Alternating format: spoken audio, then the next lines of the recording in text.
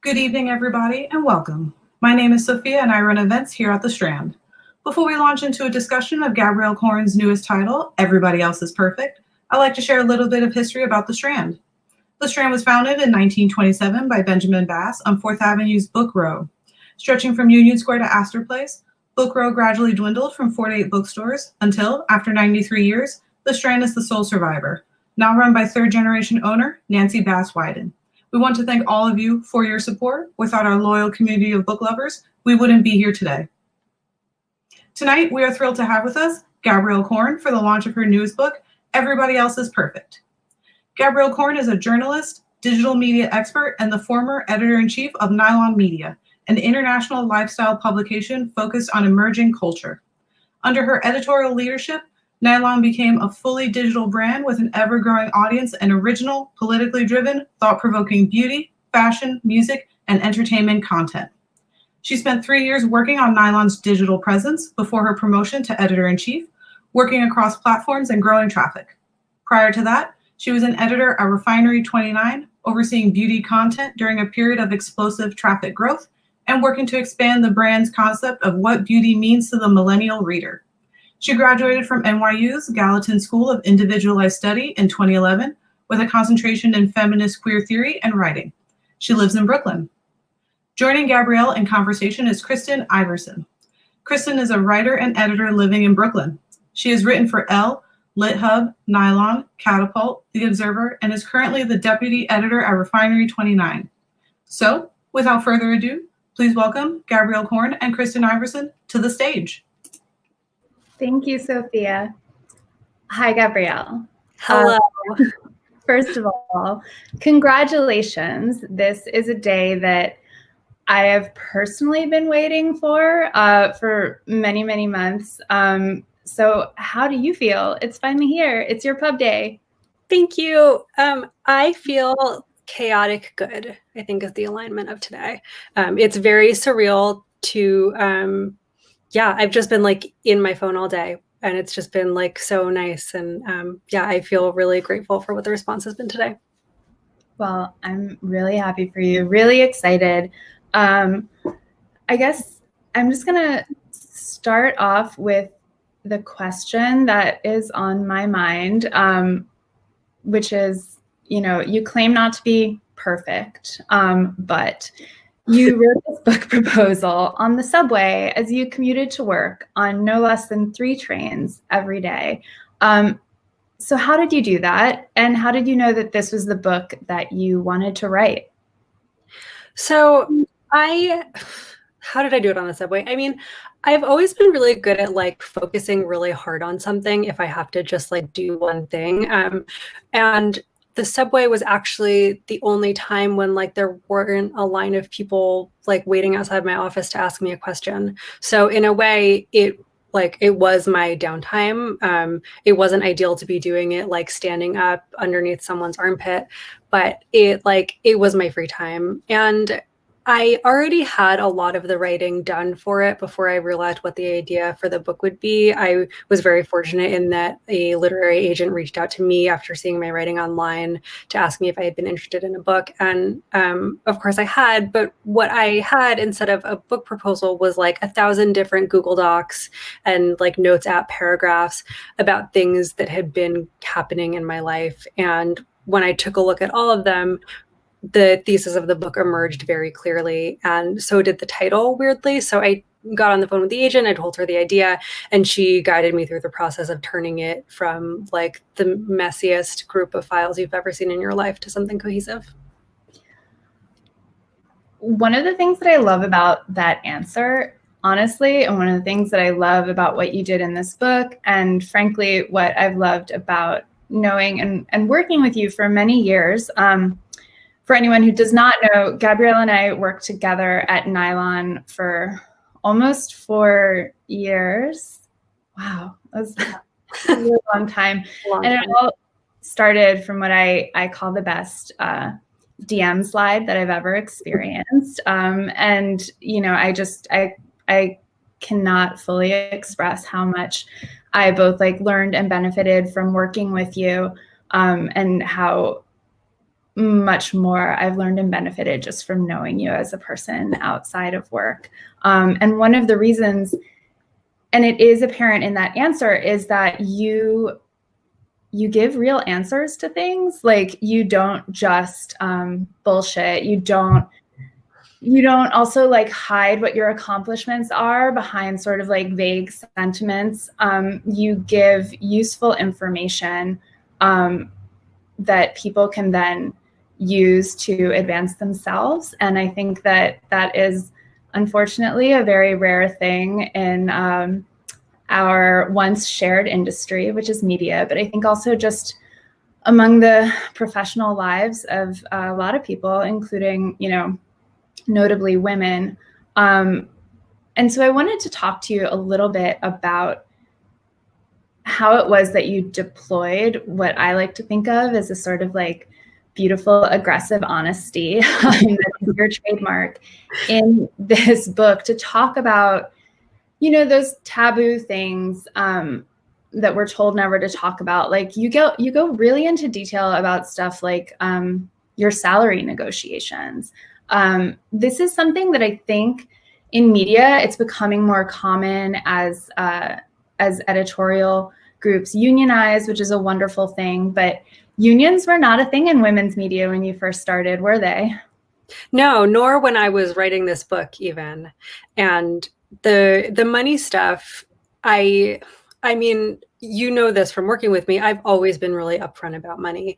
And I feel like it's so important because nobody, or at least in media, nobody knows how much they're supposed to be making. And everyone is encouraged to keep it a secret from everyone else. And because of that, what I saw was people not asking for enough, like even in the door.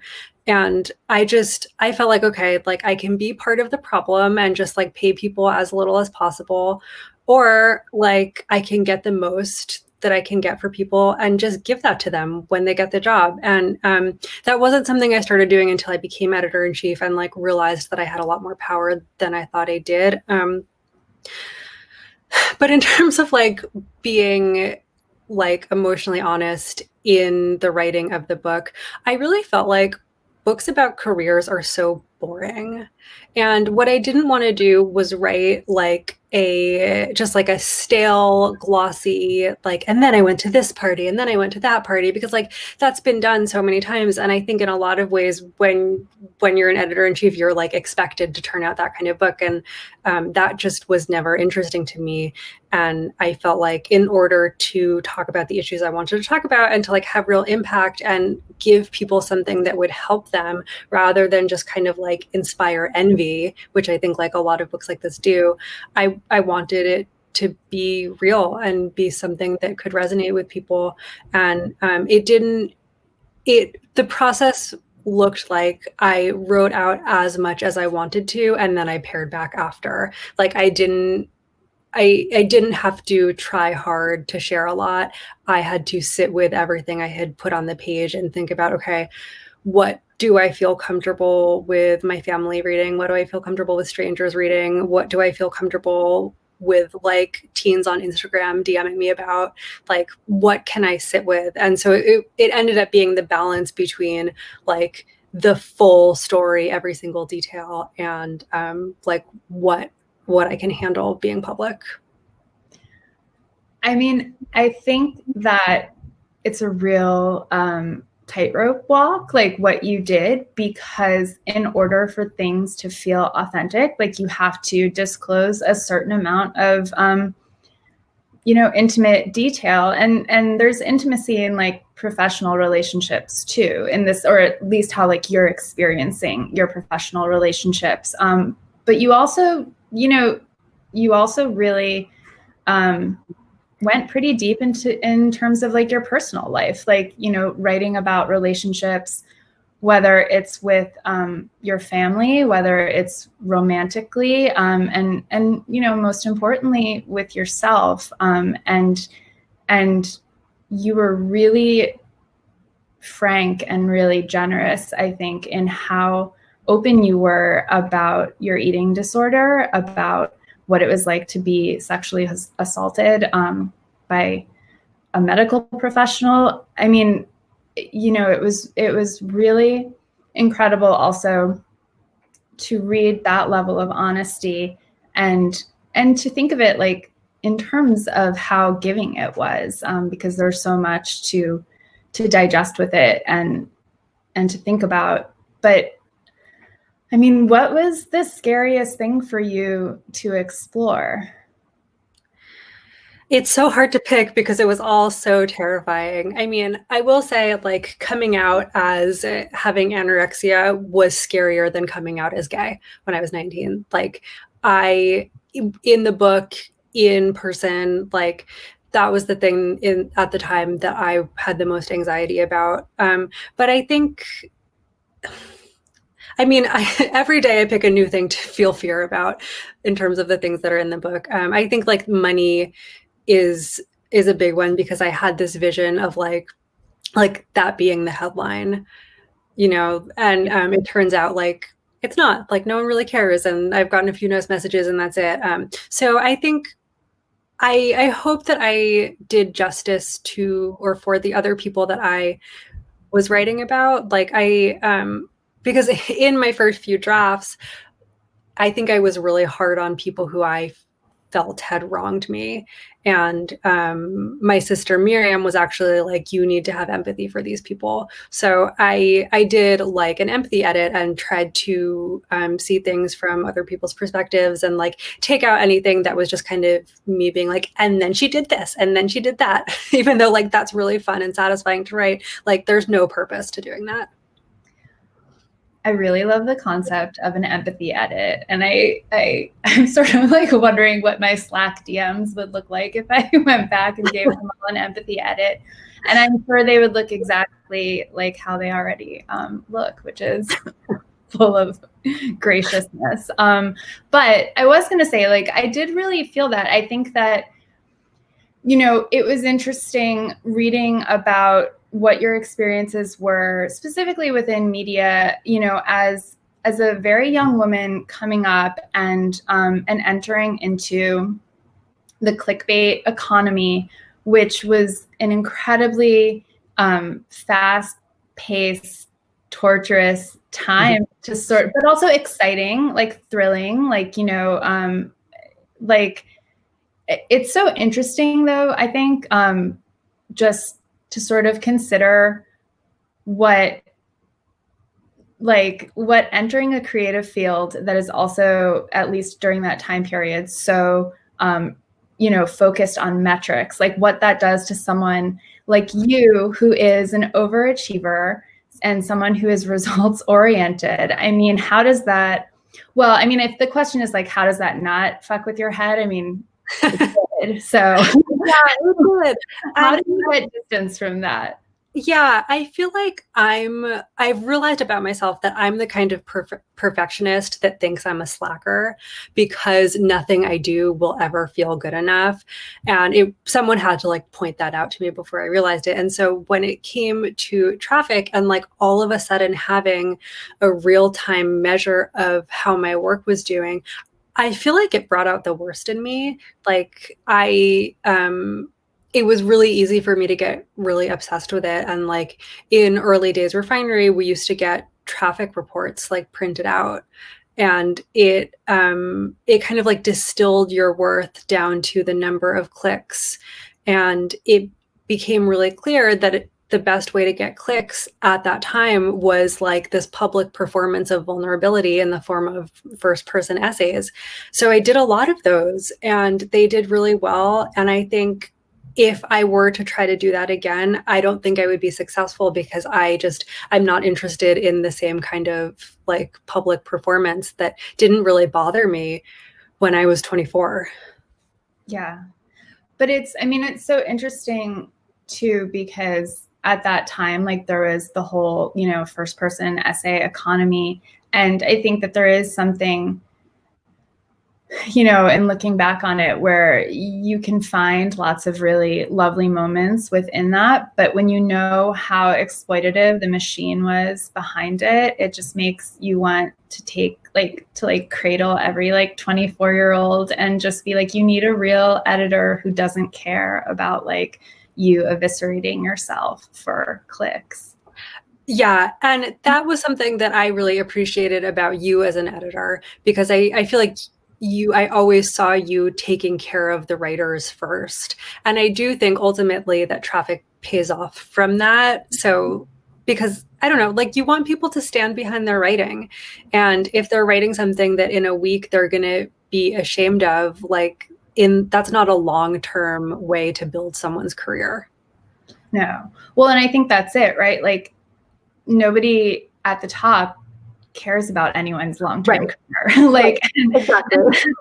I mean, you know, and that's something that still is for sure being grappled with in this industry, and really any industry that runs off the sweat of young people. And, you know, it's a whole other topic, really.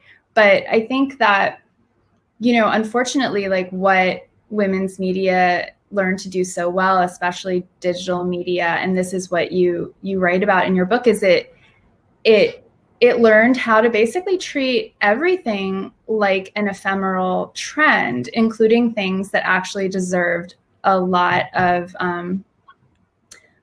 more respect paid to them, and whether that was an individual young woman's life, or whether that is something as important as feminism or practicing diversity and inclusivity, in an active, actual way, rather than just performatively. You know, all of these things were really just treated as brand moments, which again is something you explore a lot in your book. And I wanted to ask you, how was it writing about it from the vantage point? I mean, obviously when you were writing this book, you were still in media, but you had spent almost a decade there, and you had ascended to the very top of the industry. So how was it to sort of have the remove of writing about your whole experience? What did it teach you to sort of get to listen to your own words again? You know what I mean? I feel like you're someone who, I always feel like as a leader, you've really valued listening to the people under you, especially those who have very different experiences than yours. But this was sort of an opportunity to listen to yourself again. What did it teach you? I mean, it allowed me to become reacquainted with my own point of view because of all of the things that you mentioned. I did really focus on elevating other people, and I obviously stand by that. It was really important, but sitting down and saying, okay, but what do I actually think about this, and what is my take? It helped me process a lot of things too, because especially the period of time that we were still at Nylon when I was working the book, that was the most batshit time. It's so hard to explain just the sustained chaos of what it was like. And so writing about it in real time was actually really helpful for me, because it was the light at the end of the tunnel. And I felt like I could be really honest about it, because I did have a feeling on some level, I'm not going to have this job by the time this book comes out, for whatever reason that I can't predict. But this feels unsustainable for infinite reasons. And any single one of them could come to fruition at any moment. So I might as well just say what I want to say, because my context will be very different when this is out. Yeah. Yeah. I mean, I think that is actually, though, one of the things that comes across so well in the book is this, you know, it's clear that you are aware of the fact that everything that you're writing is important and speaks to much larger lessons of how we all live our lives, and how we also experience media, both as potentially like as producers of it, but most importantly as consumers of it, really, because all of these messages are just constantly flooding into our consciousness.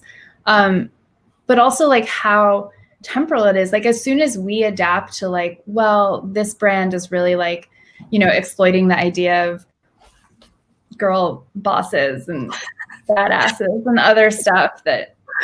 Yeah, I mean, do you remember like that, and then do other things, and you're like, no, you're still that same place. Like, what is your deal and what is your angle?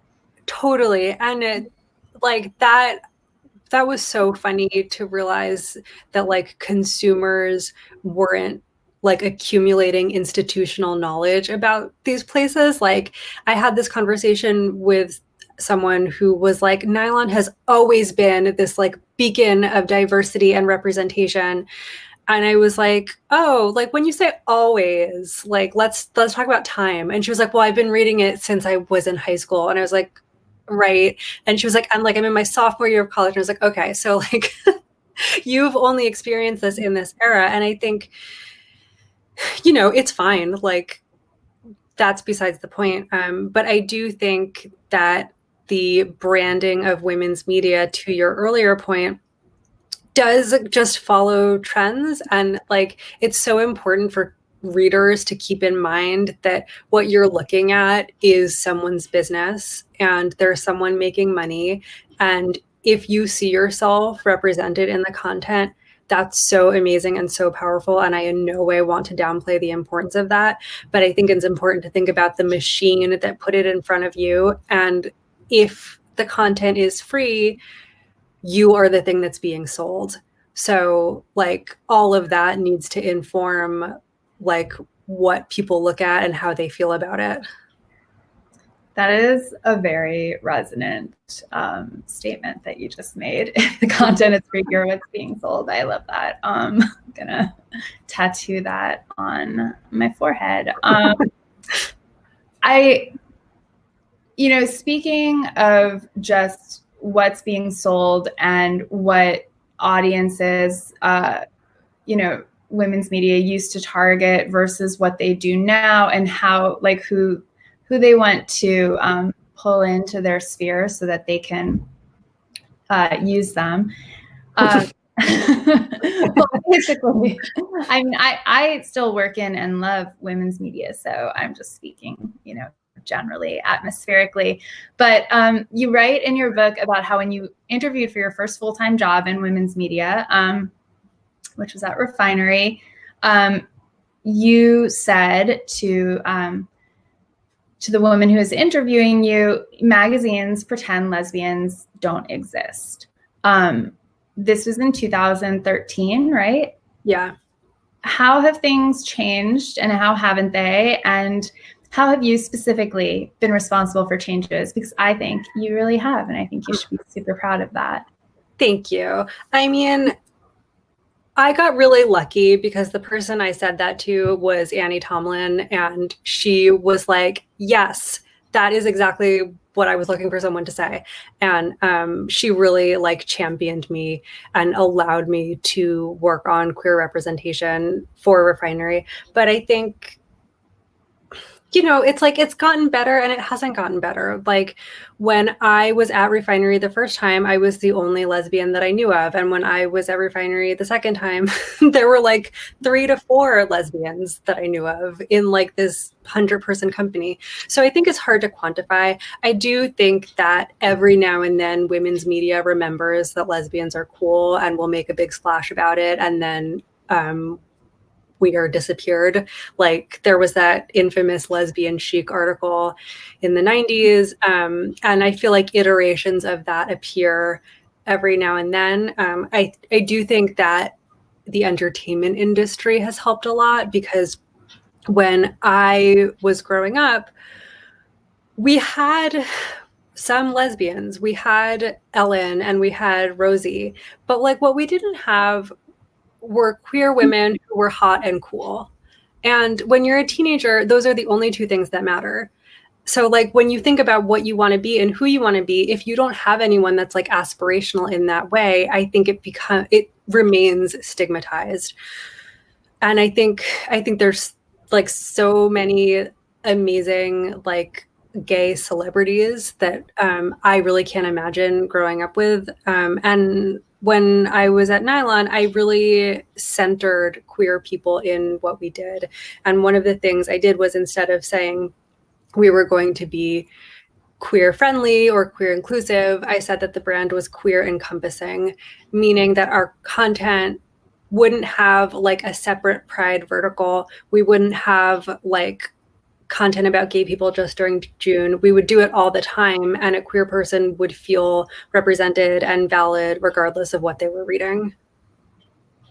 It seems like such an intuitive step for someone in a position of leadership, and yet it really is shocking how rare it was and how comfortable so many, you know, owners and CEOs were to just silo their, you know, diversity content and like think that that was enough.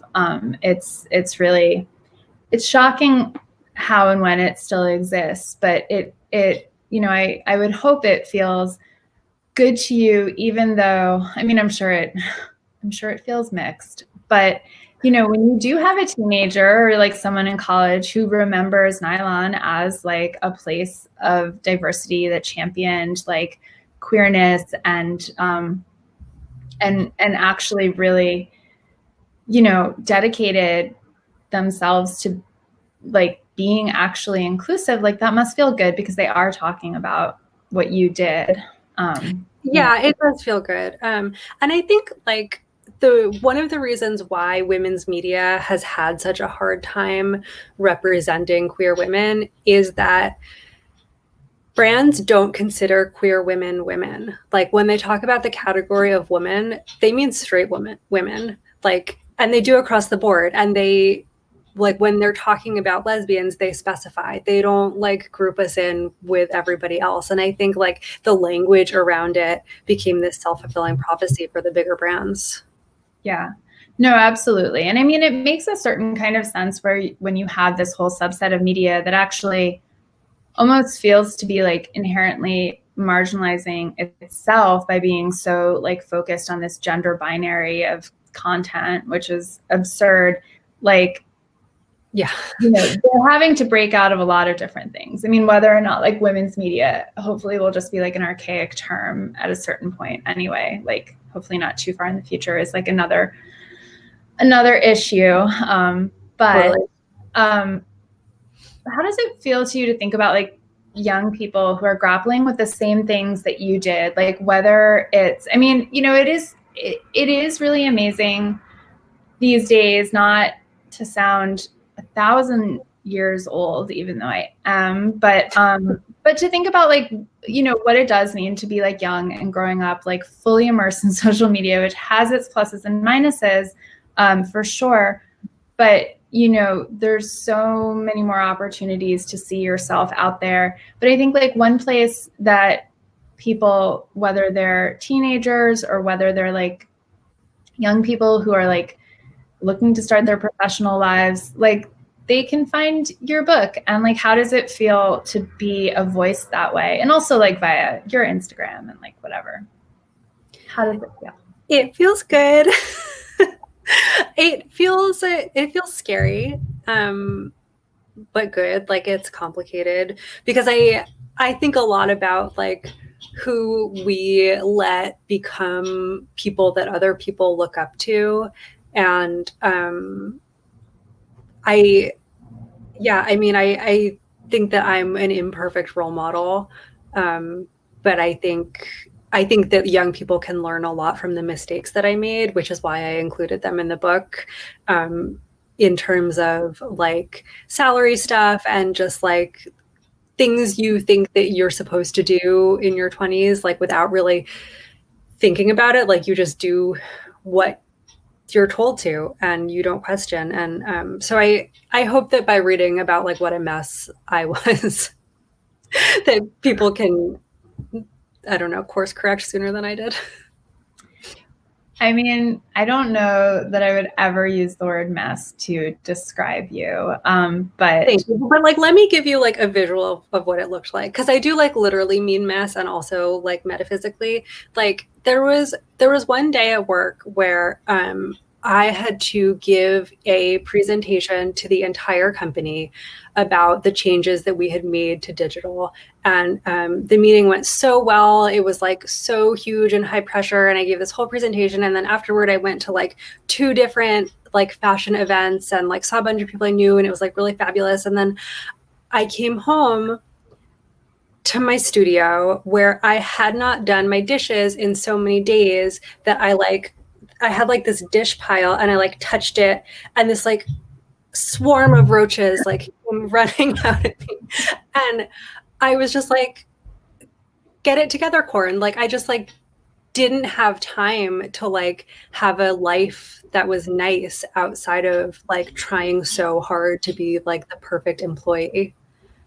Well, and you know, you were saying earlier that you wanted to avoid like the sort of fashion industry memoir pitfall of just like recounting what a day of yours looked like and just doing that over and over again. But there is one point in the book where you do just kind of go through what your day was. And it includes also being at a fashion presentation where one of the models passed out because she was starving and like nobody really paid much attention to her. But like, you know, I do think that day in the life was so instructive for people who really don't know and who are really like inclined to being like, oh, it must be so tough to like, you know, work in fashion and media. And obviously you're very explicit about what the advantages are. And you're very explicit about, and I, you know, something I remember you saying to me, because Nylon was my first job in like fashion, beauty adjacent media. And, you know, you had mentioned something about like I think I'd said something about like going to Sephora and getting some eyeliner. And you were like, well, you should feel comfortable, like, you know, sending in for beauty products, but just remember, nothing that's free is free. And I was like, okay. But it is so true. And it's so true. Like, that's what you really make very clear. Like you might have like, you know, received a bag or something, but what that cost in some ways, like emotionally and psychically, was a lot more than that bag ever would have cost. Oh my God. Yeah. And I really started to feel like the most luxurious thing I could think of would be to just walk into a store, be able to buy something full price and not owe anybody anything. Like you become so tethered and indebted to all of these people. And it's such a trap and it's so hard to avoid it because like when you're inundated with free shit all the time and you're not making enough money to afford it anyway, it's like, how are you going to turn it down? And then for the rest of your life, you have PR people following up with you every single day. Yeah. No. It's very difficult. For sure. And then, but then it is also, I mean, that's something you do explore a lot in the book. But I think like one thing is that it's one thing if you're, you know, working in finance and expected to live a certain kind of lifestyle because you are also being compensated in such a way where you can afford that. But in fashion media, like you're not, you have like, you know, and so you do almost sometimes have to take these gifts and have to like accept these things just to barely even like keep your head above water. I mean, it's so insidious and so gross. And it felt so bad. Like it felt so bad after a certain point to be wearing an outfit of entirely borrowed clothing, to go to fancy events and to have to take the subway to get there because I couldn't expense a cab. And like to be surrounded by people who were so wealthy and just like in a different world and have to pretend like I was part of that. And especially when you have the words editor-in-chief in your title, people project all of their ideas about success and money onto you. And they expect you to be living this like fabulous, pricey life and not like in your roach-infested apartment in Bed-Stuy with like the rest of the 27-year-olds, which is what I was doing. And also with your wonderful 83-year-old dog, Kimberly. I just had to mention, even though she will not be making an appearance, highly recommend everyone look at Gabrielle's Instagram to see Kimberly, who I love and miss. But anyway, not the point. I did though, like, talking about all of this, and, there's the expression about like how lonely it is at the top, but it's not just an expression. But also, you are a very independent person, and, there's this way that the arc of the book is so fascinating because it really reflects both like who you were as like a very young woman who was intent on like doing things on your own, partly because you had to, like, it's not like you were getting, you didn't have like tons of financial support from like all of these other people, but like you were doing things on your own. You didn't have media connections. Like you did all of this on your own. And that is obviously really gratifying and wonderful. But at a certain point, as you wrote, you realized that your survival hinged on a strong support network. And that's kind of like when it seems like you really thrived. And while that's like family and that's friends and that's your wonderful, wonderful Wallace, who I think when you write about your relationship with Wallace, it's really so beautiful and so meaningful, and just really reveals how beautiful it is when you make that connection with someone. And so I would love for you to talk a little bit about how that support network has allowed you to just kind of continue to rise. You finished writing the book, and since you left women's media, since you entered a new industry, since you're just, like, how has it helped you to like be where you are now? Totally. Well, a few things. I mean, I think to the beginning of your question, it was so important to me to prove to myself and to everyone else that I could be independent, that I think I really forgot about the fact that like independence doesn't mean isolation. And I think because I came out in college and because I had always felt different but couldn't put my finger on it, I wanted my own universe and I wanted to like create it from scratch. And I think that triggered a lot of things that went wrong. Like I think it like triggered my eating disorder. It triggered being in relationships that weren't serving me because I was just so desperate to not be by myself, even though I had created this situation where like I was by myself. And like the reality was, I have wonderful supportive parents, and if I had asked them for help at any moment, they would have helped me. But it was really important to my self-esteem that I not have to do that. And then I realized that there are other ways to ask for help, and like it doesn't make you less successful or less independent to let people know what's going on with you. And that was what was unclear to me. Like, I think I was so secretive about so many things because I was so afraid to show any like cracks in this, this persona that I had created. And, but I had to, because it all fell apart anyway, because that's what happens when you go a million miles per hour in like a direction that's not great for you. So I think, and I had been with Wallace for a couple of years when Nylon was acquired. And I honestly like don't know what I would have done without her in that period of time, because it was really like the rug pulled out from under me and made me question everything. And I was very, very aware of the fact that she was supporting me and she was getting me through it, as was my family, as were my friends. And especially like with this book, like letting people read it ahead of time, talking to them about it.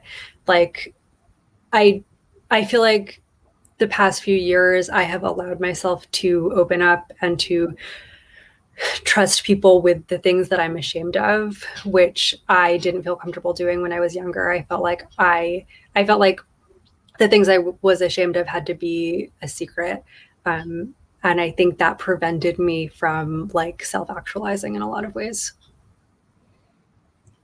Yeah. I mean, I think that like,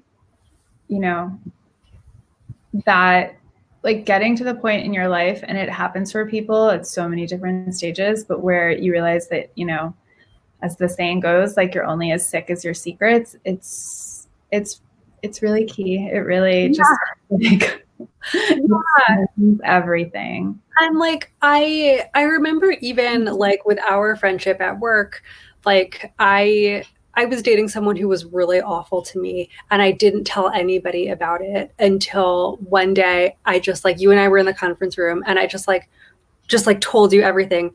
And I remember your face, like you were just like, oh my God, like that's really bad. And I was like, oh wow, talking to people is helpful. Like baby alien lands on Earth and realizes human connection. Like it was really like in tiny bits of confiding in people that I was like, oh, I like need to have this. I mean, it was probably helpful that you talked to me because I've never been in a bad relationship. And so I was immediately able to identify what the problem was. Yes, that's what happened. You know, it was like, I, you know, really clearly remember that also because it was so interesting to me because I did, you know, I mean, it's so difficult to really sometimes like know what is persona and what is the person, because when you are at heart, as I know you are, like someone who does prize authenticity, like you need the persona first of all to protect yourself, like when you are so public facing, which you are, like you've had to be, you know, and you were often, and you deal with this a little bit in the book, you were often like even judged by like your Instagram in a professional setting, it really inappropriately. But like you have to, like, you know, I've always felt like your persona was incredibly close to who you were as a person. But it was also interesting because like I didn't see any cracks or flaws in it, you know, like you really did seem to have everything under control. And I do remember when you said that to me and I was like, oh, and it made me only even more intrigued by you and like interested in hanging out in our patented fashion of having like half a glass of wine in a corner and like talking about people. But like, but you know, I also felt like, wow, it must be such a relief for you to also just get to like merge your worlds a little bit and like not have to be so perfect because, you know, everyone at Nylon called you mom, which was like a beautiful, wonderful thing and really spoke to how close of a relationship you had with all of your many, many, many direct reports, which was a wild number. But it's also a lot of responsibility. And like, you know, I think you took that so seriously and like you really, really like, were so considerate of how much other people looked up to you, but like no one can withstand that pressure ever. So yeah, well, thank you. I mean, it's interesting because like I loved that part of my job so much. I loved every single person so much. I worried about them. Like people would come to my office and cry and like I felt it. And it was also very one-sided because that's how, you know, that's how those relationships work. So it was like I was giving so much and not really getting anything back, like not in the way that I was giving to people. Like I, you know, I had a boss, but like when you're an editor-in-chief, your boss is the CEO and his boss is the board. So it's like, there's not like a network of people there to help you. There's like the person who you have to talk to and say like, everything's going great. I'm so good at my job. Please pay me more. You can't say like, I'm so worried about these decisions I've made. Like, please tell me I'm good. Like yeah. you have to, no, I don't think you have to do that in every level. I think you have to do that when you're a boss. Like there's no direction where there's room for you to express uncertainty. Like I had to assure everyone below me that everything was okay. And I had to pass that message up top. And the reality of that was like, I was just internalizing everyone's fear, everyone's anxiety, like the business uncertainty, the like day-to-day uncertainty.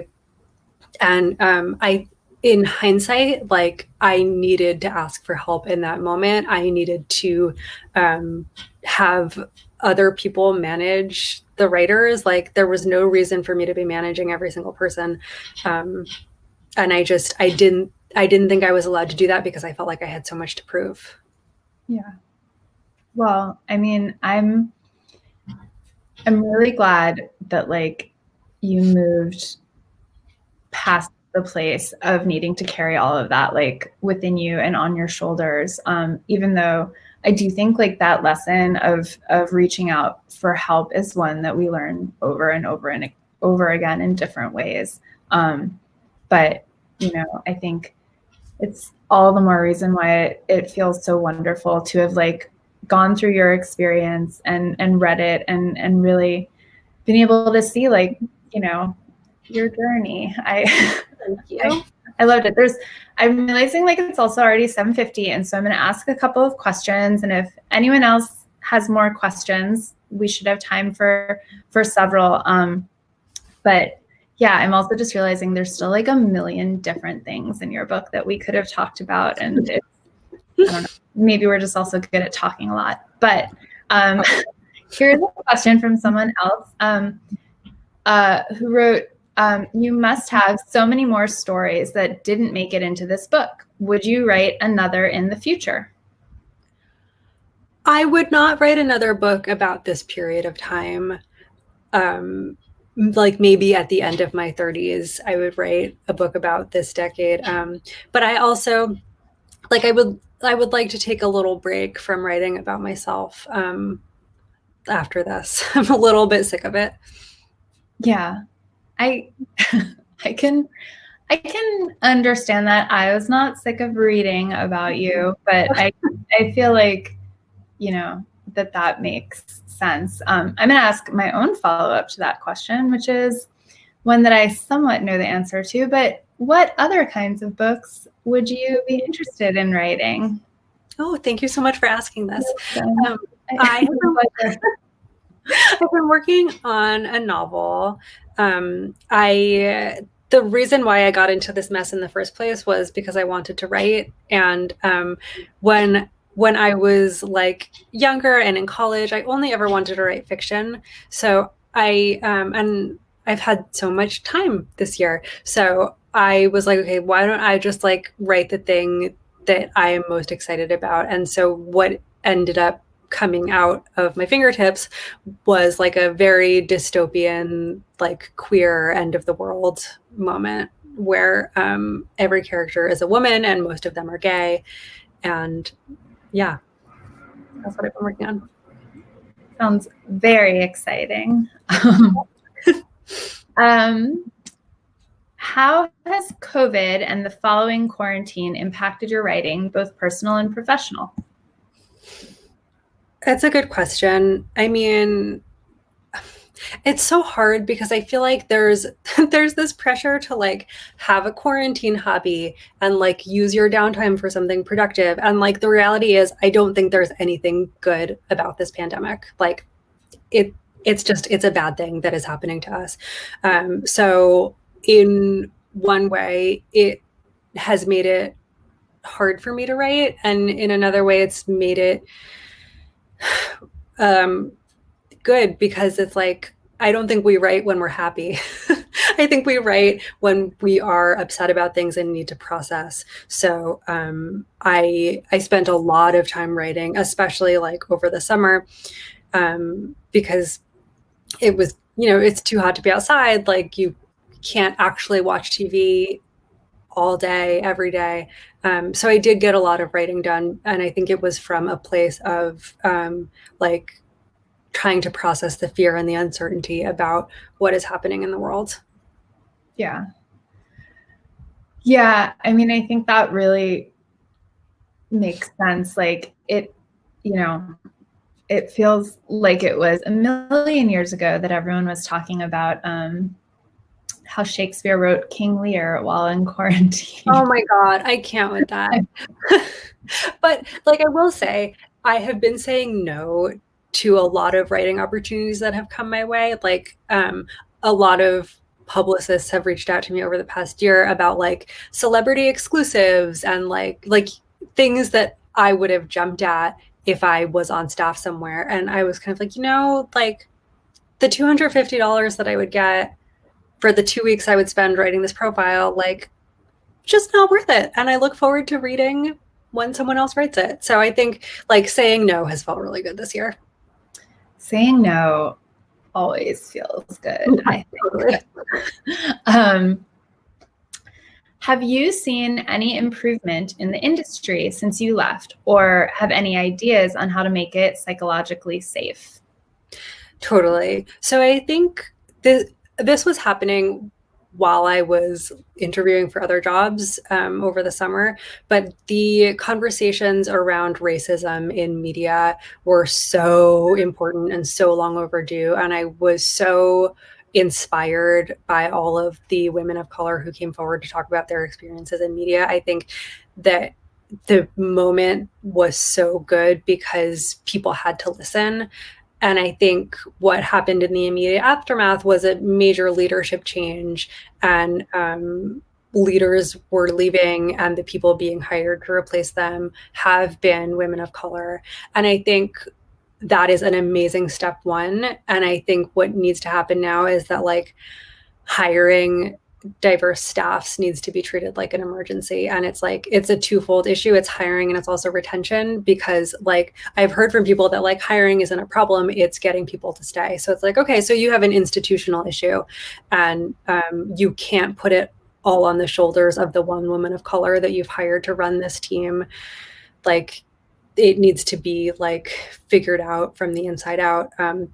So I think there's so much work left to be done. And my hope is that the changes that have happened in 2020, that those aren't like Band-Aids. I hope that real change can take place. And I think in order to make it a more sustainable industry for everyone, I think it's a business problem.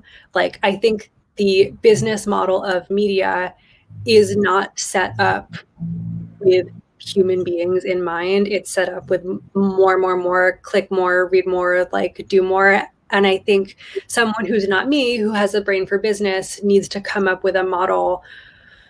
Like I think subscriber models work, and that's why streamers are doing well, but I think like they're not sustainable, which is why magazines failed. I shouldn't talk about this because I don't know what I'm talking about, but like someone needs to figure it out. And then everyone needs to do it once, because if like a couple of indie mags take on a new business model, it's not going to work because people will just go to where the content is free. So like everyone has to participate in some sort of radical shift.